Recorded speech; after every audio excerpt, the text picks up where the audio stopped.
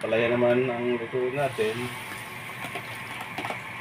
So, mga idol, mga kapatid, mga kaibigan, yan ang palaya. Yan po. Masarap to sa katawan, sa dugo. Ang palayas. Pag tumanda na daw tayo, mapipil natin yung sarap ng gulay. Yung kabataan natin, hindi natin mapil na masarap yung gulay. Gusto natin puro mas carne, pero nung tumanda na tayo, sarap na ng gulay para sa atin, no? Pero nung kabataan natin, hindi tayo kumakain ng gulay. Pero ang pag tumanda, diyan natin malalaman na nasa tama na tayong edad na malapit na tayo matigo, mga senior na. Kaya ganito, nakipil na natin ang sarap ng gulay.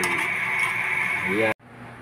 Naluto ng palaya, oh. Sarap na, masustansya na. Hapunan to. Hapunan ng asawa ko kasi gusto request niya to eh.